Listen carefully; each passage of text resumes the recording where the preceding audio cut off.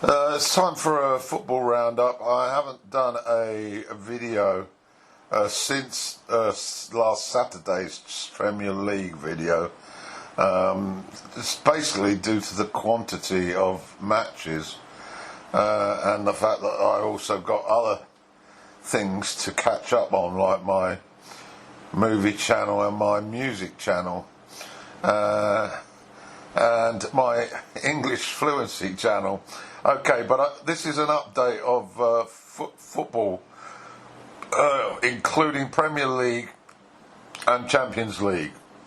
So let's deal with Premier League first. On Sunday there were 4 matches in the Premier League. I watched 2 of them in their entirety.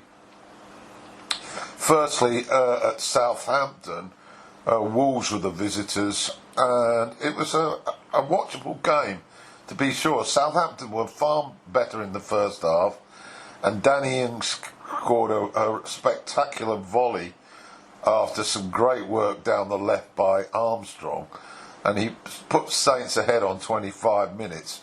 But Nuno Espirito Santo must have given them a rocket at the interval, because Wolves had been extremely poor. And they came out and they got a fortunate penalty on 53 minutes for a handball. Basically, the guy couldn't avoid it. And Neves stepped up and converted on 53 minutes to level the match. And then a piece of individual magic from Neto on 66. Netting by Neto, a very tight angled shot that went past McCarthy, and Wolves were 2-1 up, and they held on, and it was an impressive victory by 2-1. Moving on then to the Hawthorns for the second match. The weather conditions were absolutely dreadful, and it was extremely cold. West Bromwich Albion entertaining Manchester United, and the Baggies got off to an excellent start. Diandi, their new signing, managed to get in front of Lindelof from a cross in the second minute and headed it past De Gea. And once again, United had gone behind, as they made a habit of doing in the first half. Just before the break, Bruno Fernandes scored a spectacular volley. He swiveled sort of 180 degrees with his back to goal and found the corner from some good work down the left by Shaw to level the match. The second half, United had most of the ball, but to be frank, West Brom created the better chances and should have won the game, really. But it petered out as a 1-1 draw, which really didn't help either team. The 2 matches that I only saw brief highlights on, Everton are at home to Fulham, a much improved Fulham, it has to be said. They had their new signing Madja in the starting lineup, and he proved to be the difference, getting 2 goals on his debut. At the 48th minute, he opened scoring, and then he got his brace on 65. Fulham were good value for this win. Everton looked very, very disappointing, very lacklustre. So Ancelotti still hasn't got that winning formula. And the 4th match on Sunday was at the Emirates. Arsenal at home to Leeds. Now, we knew we were going to get goals here, because Leeds always have lots of goals in their games. But I didn't really expect it to be as lopsided as in the first half. The rejuvenated Aubameyang delivered a hat-trick. He opened the scoring on 13 minutes, converted a penalty on 41. Then Bellerin chipped in with a goal on 45. And then Aubameyang got his hat-trick on 47. And so they were 4-0 up. Well, Leeds, of course, they don't really change whether they're 4-0 up or 4-0 behind. and they persevered with their attacking style, and it paid off with a degree of a better looking scoreline anyway, when Struck scored on 58, and then there was a second goal on 69. But the panic stations didn't set in for the Gunners, and they strolled to the finish, really. So final score there was Arsenal 4, Leeds 2. Now let's go on to Monday night's action. Two matches. Stamford Bridge, Chelsea entertained Newcastle, and it was a very comfortable 2-0 win for the London side.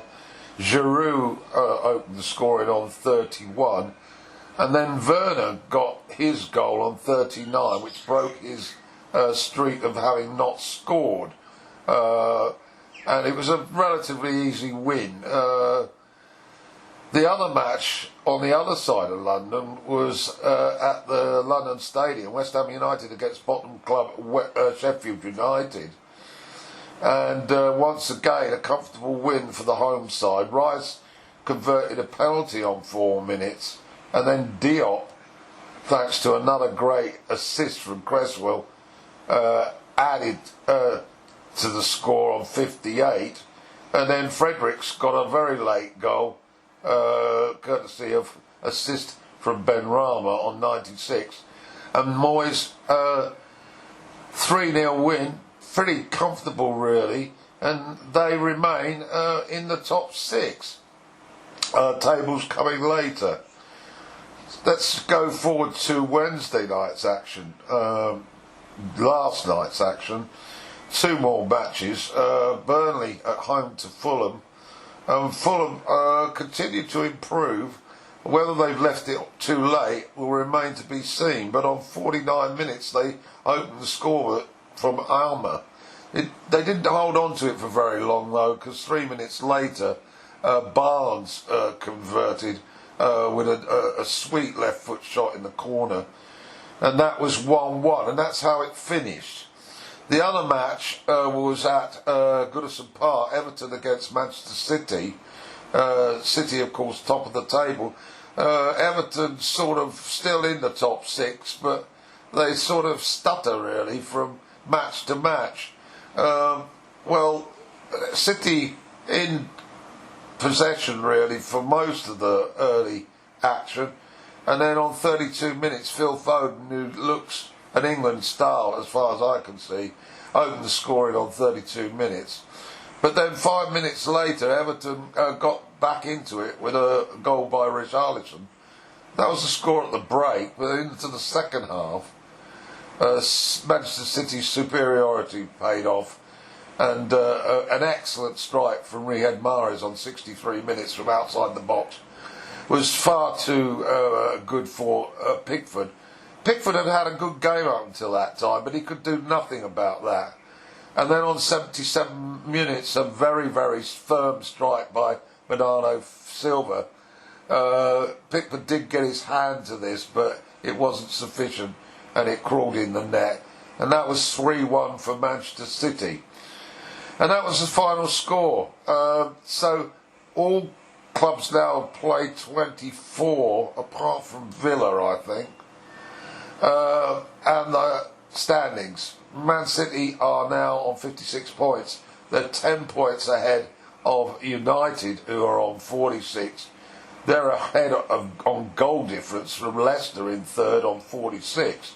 Chelsea are now in fourth on 42, alongside West Ham in fifth, who are on 42.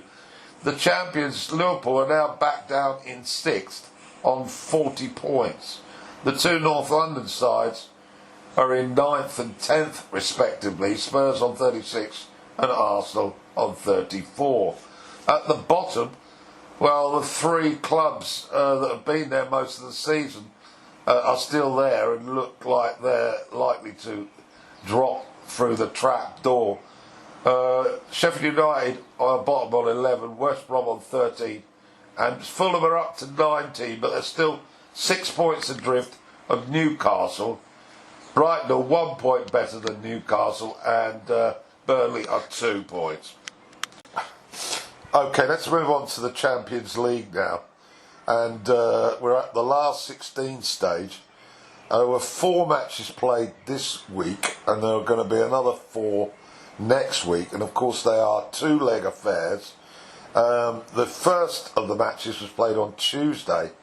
The first match I saw, the highlights, was in Hungary, which caused me to ponder why that was so. It was between Leipzig and Liverpool, and apparently because of COVID, the match couldn't be played in Germany.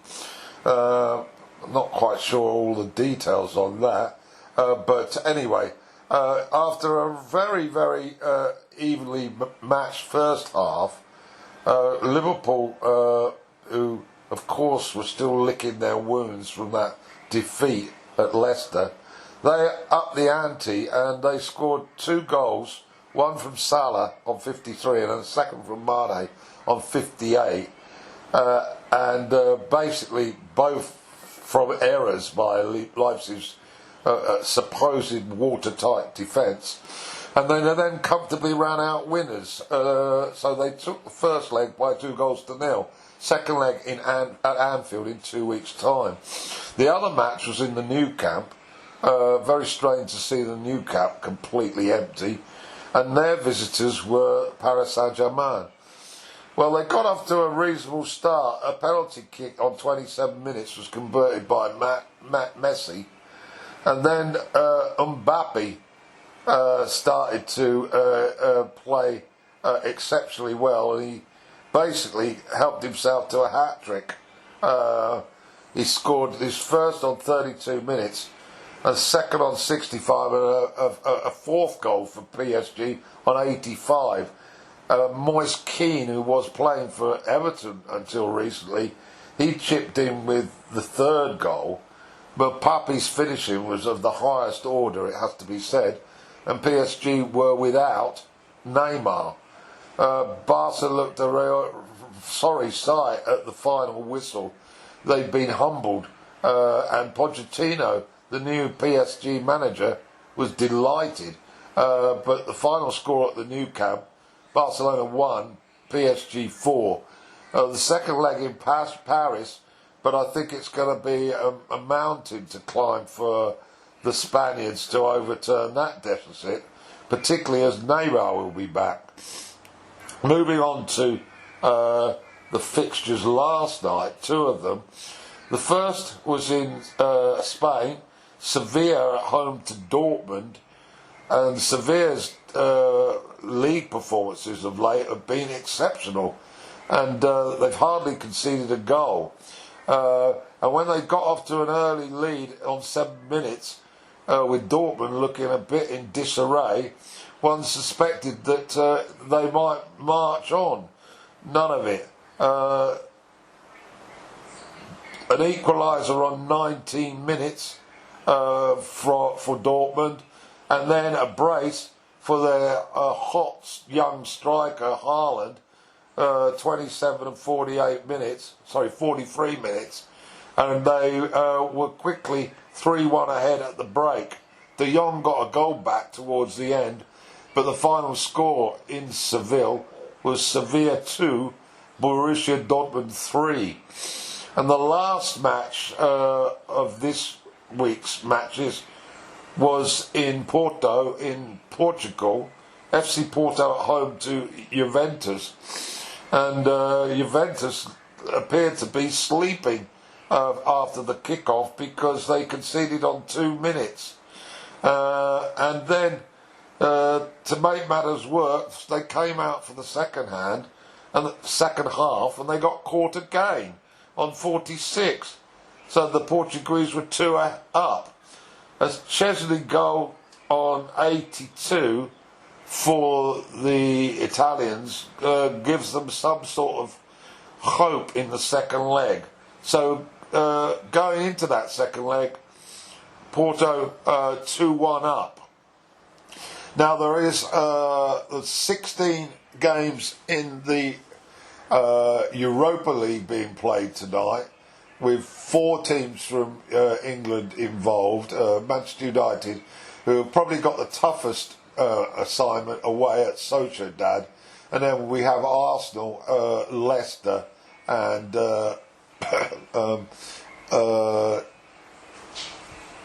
Chelsea, I think, are the others. No, Chelsea are in the Champions League. So Spurs, sorry. Results from that probably in the Premier League show, which will be back on Saturday. Okay, that's your lot.